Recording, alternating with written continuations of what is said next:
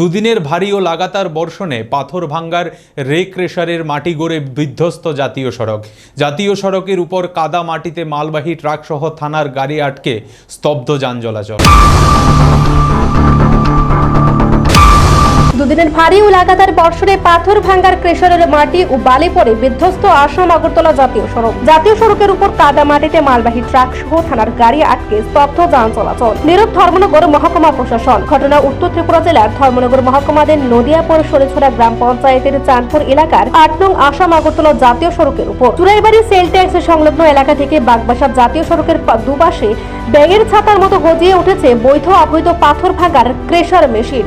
তাতে করে ওই এলাকার প্রাকৃতিক ভারসাম্য যেমন নষ্ট হচ্ছে, তেমনি চলতি বর্ষা মৌসুমে বৃষ্টির জলে ওই ক্রেশারগুলো থেকে মাটি গেলে জাতীয় সড়ক কৃষিভূমিতে পরিণত হয়েছে। তাই যান চলাচল ও স্থানীয়দের যাতায়াতে চরম দুর্ভোগ দেখা দিয়েছে। তবে চাঁদপুর এলাকায় লোকমান উদ্দিন, গিয়াস উদ্দিন, আনোয়ার হোসেন ও মঈন উদ্দিন, শরিক উদ্দিনের ক্রেশার থেকে জাতীয় সড়কের মাটি এসে জনজীবন বিপন্ন হয়ে পড়েছে বলেই অভিযোগ।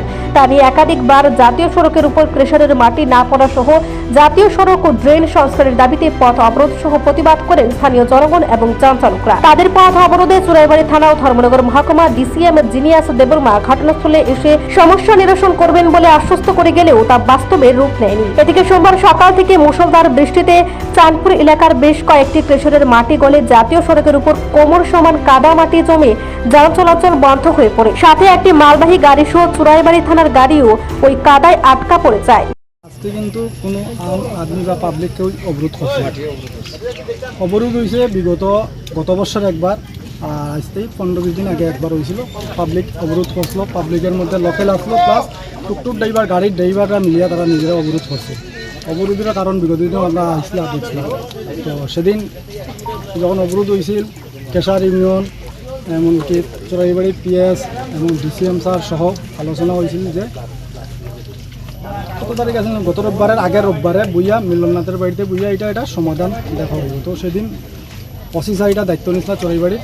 তো তাই ইয়ে অনুসারে গতদিনে বসা হয়েছিল। বসার পরে সেখান থেকে ইউনিয়নের পক্ষ থেকে পাওয়া হয়েছিল যে কেশার বোল্ডার অ্যাসোসিয়েশনের পক্ষ থেকে পাওয়া হয়েছিল যে যারা যারা কেশার মালিক আছে তারা মাটিগুলারে বান দেওয়ার লাগিয়া আর ড্রেনটা ক্লিয়ার করা যায়। সম্ভবত পিডাব্লিউডির থেকে ও সাইডটা ক্লিয়ার করা হয়েছে। আর তারা আজকে পর্যন্ত কোনো কিছু করছে না, বান টান কোনো কিছু দিছে না। লুজ মাটিগুলো সম্ভবত ক্রেশারের লাই মাটি কাটা হয়ে এটা একটা লুঙ্গার মধ্যে স্টক করে রাখছে, যার বৃষ্টির কারণে আইয়া মাটিগুলা আবার মেন রোডে। তো আজকে সকালবেলা প্রচণ্ড বৃষ্টি ছিল, বৃষ্টির কারণে সব লুজ মাটিগুলো রাস্তার মধ্যে বিগত দিনের তুলনায় আজকে আরও দ্বিগুণ বেশি মাটি আইয়া একটা আপনারা দেখতে পাবেন এখানে ডাম্পার গাড়ি প্রথমে আইয়া যাওয়ার সময় অটোমেটিক রাস্তার মধ্যে ফাঁসি গেছে। আরও ছোটোখাটো 4-5টা গাড়ি আছে। চোরাইবাড়ি পুলিশের একটা গাড়ি ফাঁসিয়া রয়েছে। এইগুলো দেখে এলাকাবাসীরা আইছে। এলাকাত আমার গ্রামের কয়েকটা পুকুর, 4-5টা পুকুর, মানে একদম পুকুরের উপর থেকে 2 ফুট উপরে জল গেছে, মাটি পড়ছে। তো সাথে সাথে যখন রাস্তা অবরোধ হয়েছে গাড়ির লাগিয়া, এলাকার মানুষগুলোও আইছে, তারারও দাবি যে আমাদের ক্ষতিপূরণ দেওয়ার লাগে। তো সাথে সাথে ডিসিএম স্যার আইছেন, কয়েকটা বাড়িতে ঘরে জল ঢুকছে।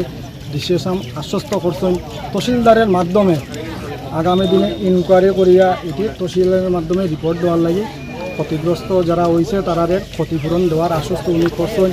এলাকার সবের সাথে পরামর্শ এমনকি 2-4টা সাইট তাই ভিজিট করছেন। আগামী দিন তাই আবার এলাকার এরা এসডিএম স্যার ওনাকে পাঠিয়েছেন। আজকে ওনার এসডিএম স্যারের বক্তব্য অনুসারে উনি এসেছেন। উনি বলেছেন আগামী দিনেও আবার যাদের ক্ষয়ক্ষতি হয়েছে তাদেরকে নিয়ে কেশার মালিক হিসাবে নিয়ে আবার উনি বসবেন। মীমাংসা তো হচ্ছে না, যার কারণে তো বারবার এলাকার মানুষ বা আমাদেরও দোকানদারি হতে হচ্ছে। এমনকি আমরাও বিভিন্ন সময় পঞ্চায়েতের প্রতিনিধি থাকা অবস্থায় বিভিন্ন সময় আমাদেরকেও মানুষ অনেক সময় অনেক বাজে কথা বা অনেক কিছু বলছে, আমাদের কারণেই এগুলো হচ্ছে। কিন্তু দুর্ভাগ্য আমরা অনেক চেষ্টা করার পরেও সেটা কোনো সমাধান করতে পারছি না।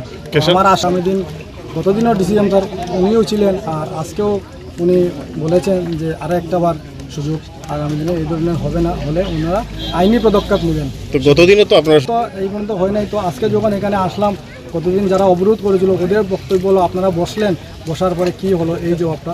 তো সেই জবাবটা আমি দিতে পারিনি। আমি না, শুধু ইউনিয়ন বোর্ডারের যে প্রেসিডেন্ট উনি এসেছিলেন সকালবেলা, ওনাকে বলা হয়েছিল যে আপনারা গতদিন আপনাদের বাসাতে বসেছিলেন, বসে বললেন সমাধান করে দেবেন, আপনারা কী সমাধান করলেন আমরা একটু জানতে চাই। তো উনি কোনো উত্তর দিতে পারেননি, উনিও চলে গেছেন। আমি নাম জানি না, তো এটা ক্রেশার মালিক যারা আছে ইউনিয়নের যে আমরা মিলনাথ আছে ওনার কাছ থেকে নিয়ে আপনার নাম জানতে পারবেন। চুরাইবাড়ি প্রতিনিধি রিপোর্ট, এশিয়ান টাইমস।